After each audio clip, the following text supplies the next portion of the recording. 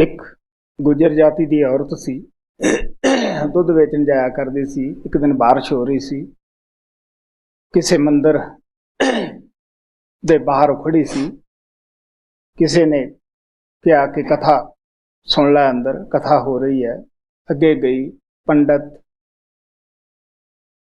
ਨਾਮ ਦੀ ਮਹਿਮਾ ਕਰ ਰਿਹਾ ਸੀਗਾ। ਮੈਂ ਦੱਸਦਾ ਹੁੰਦਾ ਕਿ ਸਾਰੇ ਸਮਾਜ ਇਸ ਗੱਲ ਤੇ ਇਤਫਾਕ ਕਰਦੇ ਹਨ ਕਿ ਨਾਮ ਤੋਂ ਬਗੈਰਾ ਮੁਕਤੀ ਨਹੀਂ, ਲੇਕਿਨ ਇਹ ਸਮਝਣ ਦੀ ਕੋਸ਼ਿਸ਼ ਨਹੀਂ ਕਰਦੇ ਗੇ ਕਿ ਉਹ ਨਾਮ ਕੀ ਚੀਜ਼ ਹੈ, ਕਿੱਥੋਂ ਮਿਲਦਾ ਹੈ ਔਰ ਉਸ ਨਾਮ ਨੂੰ ਪ੍ਰਾਪਤ ਕਰਨ ਦੇ ਕੀ ਫਾਇਦੇ ਹਨ। ਉਹ ਪੰਡਤ ਕਥਾ ਵਿੱਚ ਕਹਿ ਰਿਹਾ ਸੀ, ਨਾਮ ਵਾਲੇ ਦੇ ਜਮ ਨੇੜੇ ਨਹੀਂ ਆਉਂਦਾਗਾ। ਨਾਮ ਵਾਲਾ ਤਰ ਜਾਂਦਾ ਹੈ, ਭਵ ਸਾਗਰ ਤੋਂ ਪਾਰ ਹੋ ਜਾਂਦਾ ਹੈ। ਗੁਜਰੀ ਨੇ 2-3 ਗੱਲਾਂ ਸੁਣੀਆਂ। ਤਾਂਘ ਸੀ ਗਾਹਾਂ ਦੁੱਧ ਦੇਣ ਦੀ ਵੀ। ਦਿਲ ਦੇ ਵਿੱਚ ਤਾਂਘ ਉੱਠੀ ਕਿ ਐਸਾ ਨਾਮ ਪ੍ਰਾਪਤ ਕਰਨਾ ਚਾਹੀਦਾ ਹੈ ਜਿਹਦੇ ਨਾਲ ਭਵ ਸਾਗਰ ਤੋਂ ਤਰ ਜਾਈਦਾ ਹੈ ਔਰ ਨਰਕਾਂ ਦੀ ਅੱਗ ਤੋਂ ਬਚ ਜਾਈਦਾ ਹੈ। ਤਲਾਸ਼ ਕੀਤੀ, ਜਿੱਥੇ ਚਾਹ ਉੱਥੇ ਰਾਹ ਹੈ। ਦਿਲ 'ਚ ਇਹ ਵੀ ਖਿਆਲ ਸੀ ਕਿ ਉਹਨੂੰ ਕਾਫੀ ਵੇਲਾ ਪੈਂਦਾ ਹੁੰਦਾ ਸੀਗਾ। ਇੱਕ ਛੋਟੀ ਜੀ ਨਦੀ ਸੀ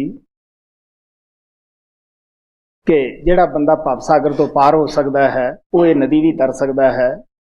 ਹੁਣ ਆਪੋ ਆਪਣਾ ਭਰੋਸਾ ਵਿਸ਼ਵਾਸ ਹੁੰਦਾ ਹੈ। ਆਖਰ ਮਹਾਤਮਾ ਮਿਲ ਗਏ, ਨਾਮਦਾਨ ਪ੍ਰਾਪਤ ਕੀਤਾ। ਅੱਛਾ ਹਿਰਦਾ ਸੀ, ਕਮਾਈ ਕੀਤੀ। ਉਹ ਹਰ ਰੋਜ਼ ਉਸ ਪਾਣੀ ਦੇ ਉੱਤੋਂ ਮੌਜ ਨਾਲ ਤੁਰ ਕੇ ਲੰਘੇ ਆਇਆ ਕਰੇ। ਉਹਦਾ ਜਿਹੜਾ ਪੈਂਡਾ ਸੀ ਉਹ ਕੰਮ ਹੋ ਗਿਆ। ਇੱਕ ਦਿਨ ਉਹ ਪੰਡਤ ਸਾਹਮਣੇ ਆਇਆ। ਉਹਨਾਂ ਦੇ ਚਰਨਾਂ ਦੇ ਉੱਤੇ ਮੱਥਾ ਟੇਕਣ ਲੱਗੀ ਕਿ ਪੰਡਿਤ ਜੀ, ਤੁਹਾਡੀ ਕਥਾ ਨੇ ਮੇਰਾ ਬੜਾ ਸੁਧਾਰ ਕੀਤਾ। ਤੁਸੀਂ ਨਾਮ ਦੀ ਮਹਿਮਾ ਗਾਈ ਸੀ, ਮੈਂ ਉਹ ਨਾਮ ਨੂੰ ਪ੍ਰਾਪਤ ਕਰ ਲਿਆ।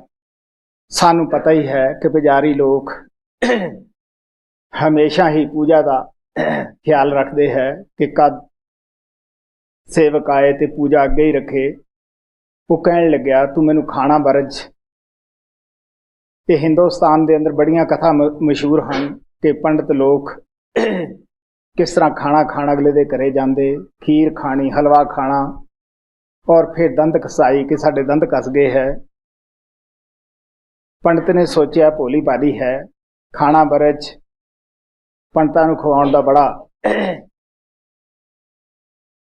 ਪੁੰਨ ਹੁੰਦਾ ਹੈ। ਉਹ ਕਹਿਣ ਲੱਗੀ, ਸ਼ਾਮ ਨੂੰ ਮੇਰੇ ਸਾਥ ਤੁਸੀਂ ਚੱਲਿਓ, ਮੈਂ ਤੁਹਾਡੇ ਵਾਸਤੇ ਖੀਰ ਹਲਵਾ ਵਗੈਰਾ ਤਿਆਰ ਕਰੂੰਗੀ। ਜਦ ਸ਼ਾਮ ਨੂੰ ਉਹ ਪੰਡਤ ਜੀ ਪੁਜਾਰੀ ਉਹਦੇ ਸਾਥ ਤੁਰਿਆ, ਉਹ ਜਿਸ ਤਰ੍ਹਾਂ ਹਰ ਰੋਜ਼ ਪਾਣੀ ਉੱਤੋਂ ਦੀ ਲੰਘਦੀ ਸੀਗੀ, ਉਹ ਲੰਘ ਗਈ। ਪੰਡਤ ਜੀ ਉੱਥੇ ਖੜੇ ਕਹਿਣ ਲੱਗਿਆ, ਗੌਰੀਏ, ਇਹ ਤਾਂ ਪਾਣੀ ਹੈ, ਨਦੀ ਹੈ, ਮੈਂ ਇਹਦੇ ਵਿੱਚ ਡੁੱਬ ਜਾਊਂਗਾ। ਉਹ ਕਹਿਣ ਲੱਗੀ, ਦੇਖੋ ਪੰਡਿਤ ਜੀ, ਮੈਂ ਆਸਾਨੀ ਨਾਲ ਹੀ ਉੱਤੇ ਪੈਰ ਧਰ ਕੇ ਲੰਘੇ ਆਈ ਹੈ, ਤੂੰ ਵੀ ਲੰਘੇ ਆਏਗਾ। ਤੂੰ ਰੋਜ਼ ਕਹਿੰਦਾ ਸੈਂ ਨਾਮ ਜਪੋ, ਨਾਮ ਨਾਲ ਤਰ ਜਾਈਦਾ ਹੈ। ਜਿਹੜਾ ਨਾਮ ਭਵਸਾਗਰ ਇੱਕ ਨਦੀ ਨਹੀਂ ਤਾਰਦਾ, ਉਹ ਭਵਸਾਗਰ ਕਿਵੇਂ ਤਾਰੇਗਾ। ਉਹ ਹੁਣ ਦੂਜੀ ਸਾਈਡ ਖੜਾ ਹੈ, ਦੂਜੀ ਸਾਈਡ ਖੜੀ ਹੈ। ਗੁਜਰੀ ਉਹਦੀ ਹਾਲਤ ਕੰਨੀ ਦੇਖ ਕੇ ਫੋਕੀ ਕਥਾ ਨੂੰ ਜਾਣ ਕੇ ਕਹਿਣ ਲੱਗੀ, ਰਾਮ ਨਾਮ ਕਹਿੰਦਿਆਂ ਗੁਜਰੀ ਭਈ ਪਾਰ। ਸਾਰੀ ਉਮਰ ਪੰਡਤ ਕਥ ਕਥ ਰਿਹਾ, ਫਿਰ ਵੀ ਰਿਹਾ ਉਰਾਰ। ਫਿਰ ਕਹਿਣ ਲੱਗੀ ਕਿ ਪੰਡਤ ਪੜ ਗਿਆ ਚਾਰੇ ਵੇਦ। ਅੰਤਰ ਅਮਲ ਨ ਆਇਆ, ਰਿਹਾ ਢੇਡ ਕਾ ਢੇਡ। ਨਾਮ ਦੀ ਸ਼ਕਤੀ ਦਾ ਮਹਾਤਮਾ ਨੂੰ ਪਤਾ ਹੁੰਦਾ ਹੈ, ਜਾਂ ਜਿਨ੍ਹਾਂ ਸੇਵਕਾਂ ਨੂੰ ਨਾਮ ਮਿਲ ਜਾਂਦਾ, ਨਾਮ ਦੀ ਕਮਾਈ ਕਰਨ ਲੱਗ ਜਾਂਦੇ ਸ਼ਰਧਾ ਦੇ ਨਾਲ, ਉਹਨਾਂ ਨੂੰ ਪਤਾ ਹੈ ਕਿ ਨਾਮ ਉਹ ਸ਼ਕਤੀ ਹੈ ਜਿਸ ਨੇ ਦੁਨੀਆ ਦੀ ਰਚਨਾ ਪੈਦਾ ਕੀਤੀ ਹੈ, ਜੋ ਸਭ ਤਾਕਤ, ਜੋ ਸਭ ਜੀਆ ਜੰਤ ਦੇ ਅੰਦਰ ਆਧਾਰ ਬਣੀ ਹੋਈ ਹੈ, ਤਾਕਤ ਦੇ ਰਹੀ ਹੈ, ਚਲਾ ਰਹੀ ਹੈ ਦੁਨੀਆ ਨੂੰ। ਨਾ ਉਹਨੂੰ ਨਾਮ ਕਹੋ, ਸ਼ਬਦ ਕਹੋ, ਵਰਡ ਕਹੋ, ਰੱਬੀ ਬਾਣੀ, ਤੁਰਕੀ ਬਾਣੀ, ਹਰੀ ਕੀਰਤਨ, ਕਿਸੇ ਨਾਮ ਦੇ ਨਾਲ ਉਸ ਨੂੰ ਤੁਸੀਂ ਪੁਕਾਰ ਸਕਦੇ ਹੋ। गुरु प्यारी साथ संगत और बच्चे, बाबा जी ने जो कहानी कही मैं उसको हिंदी में कहने की कोशिश कर रहा हूं। इस कहानी का जो शीर्षक है वो नाम की शक्ति। बाबा जी की इस कहानी के अनुसार जैसे बाबा जी ने कहा कि एक बार की बात है कि गुर्जर जाति की औरत दूध बेचने जाया करती थी। एक दिन बारिश हो रही थी, वह किसी मंदिर के बाहर खड़ी हो गई। किसी ने कहा कि अंदर जा, मंदिर में कथा हो रही, तुम भी सुनो। उसने आगे जाकर देखा कि पंडित जी नाम की महिमा, नाम की तारीफ कर रहे थे। सभी समाज इस बात को मानते हैं कि नाम के बिना मुक्ति नहीं, लेकिन यह समझने की कोशिश नहीं करते कि नाम चीज क्या है, कहां से मिलता है और नाम को प्राप्त करने के फायदे क्या है। पंडित जी कथा में कह रहे थे कि नाम वाले के नजदीक यम नहीं आता, नाम वाला मुक्त हो जाता है, भवसागर से पार हो जाता है। उस औरत ने पंडित की दो तीन बातें सुनी, क्योंकि उसको आप अपना दूध बेचने के लिए आगे जाना था। वो निकल गई वहां से। उसके दिल में इच्छा उठी कि मुझे भी नाम प्राप्त करना चाहिए, जिससे भवसागर से मुक्त हो जाते हैं, नरक की आग से बच जाते हैं। उसे दूध बेचने के लिए काफी लंबा सफर तय करना पड़ता था। इसी बीच एक छोटी सी नदी भी पड़ती थी। सबका अपना अपना भरोसा होता है, विश्वास होता है। बाबा जी हमेशा का महाराज के पाल कहा करते थे कि जहां चाह वहां रहा है। उस औरत ने तलाश की, उसे आखिरकार उसे एक महात्मा मिले। उसने उनसे नामदान प्राप्त किया। उसके दिल में यह भी ख्याल था कि अगर इंसान नाम की कमाई से भवसागर पार कर सकता है तो वह नदी पार भी कर सकता है। उसने अच्छा भजन अभ्यास किया तो उसका मन भी साफ था। उसने कमाई की। वह रोज उस पानी के ऊपर अपना सिमरन करते हुए आराम से चलकर चली जाया करती थी। वो पानी में डूबती नहीं थी, क्योंकि उसका भरोसा था और उसने भजन अभ्यास किया था, जिससे उसका सफर भी कम हो गया, ताकि उसको ज्यादा दूर नहीं जाना पड़ता था। एक दिन पंडित जी उसके सामने आए तो औरत ने उनके चरणों में मत्था टेक कर कहा, पंडित जी आपकी कथा से मेरा बहुत सुधार हो गया। आपने नाम की महिमा गाई, मैंने उस नाम को प्राप्त कर लिया। पापा जी ने कहा कि हिंदुस्तान में रिवाज है कि पंडित लोग खाना खाने के लिए दूसरों के घर जाया करते हैं, खीर और हलवा खाते हैं और फिर दांत घिसाई भी लेते हैं कि हम खाना खाने से हमारे दांत घिस गए हैं, उसका मुआवजा भी दो। पंडित ने सोचा कि यह बोली वाली औरत है। उसने बोला कि आप मुझे खाने के लिए बुलाए।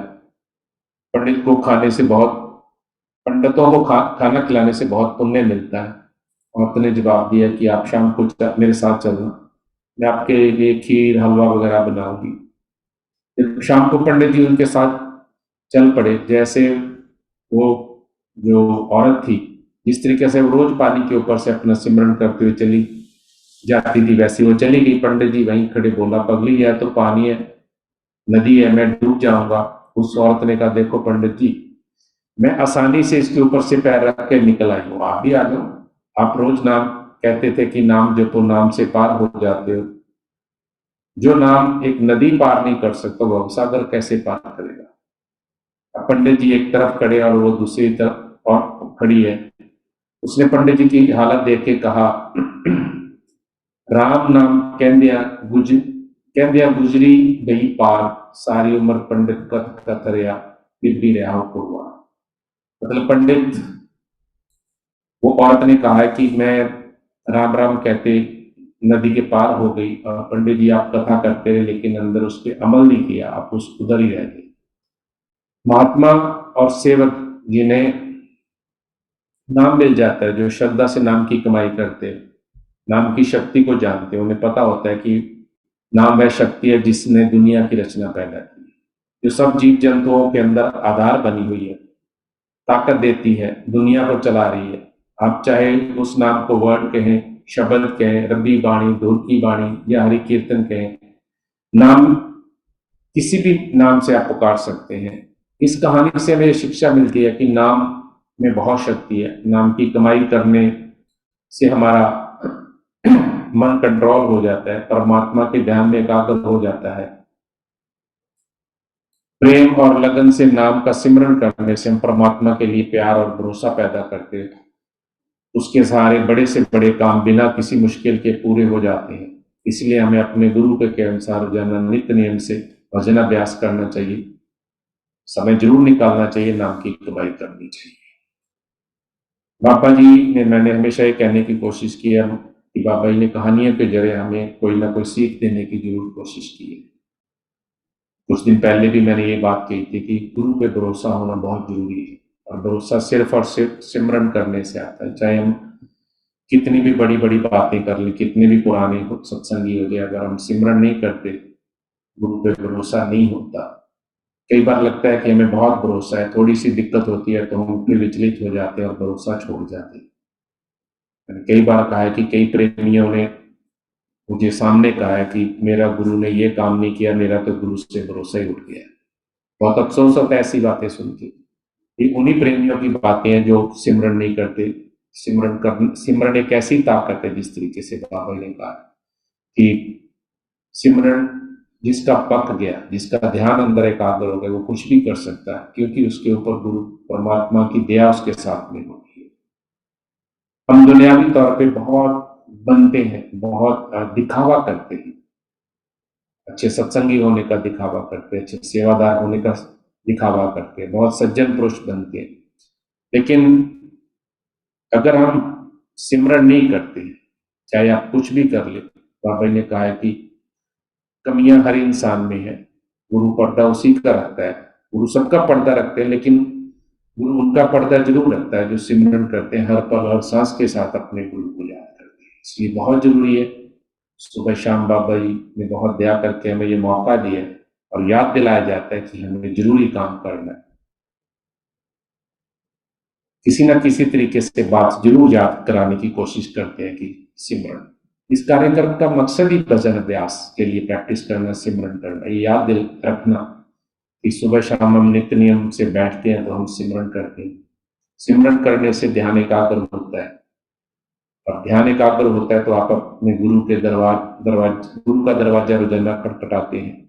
और बाबा जी ने कहा कि जिसके दर पे हम बैठते हैं उसको हमारी बिल्कुल चिंता है, और हम आशा करते हैं कि जरूर हम सिमरन जरूर करेंगे। बच्चों से भी ये विनती है, मैंने हमेशा ये कहने की कोशिश की है, आप भी सत्संगियों के घर में अच्छी आत्माएं बाबा जी ने भेजी, आप भी हर पल कोशिश करें कि बाबा जी को हर पल याद रखने की, पढ़ाई दिल लगा के करनी, जो आपका जरूरी काम है। बेसिक जिंदगी जीने के लिए पढ़ाई बहुत जरूरी है, दुनियावी तौर पे जिंदगी में कामयाब होना है तो पढ़ाई बहुत जरूरी है, इसलिए दिल लगा के पढ़ाई करें।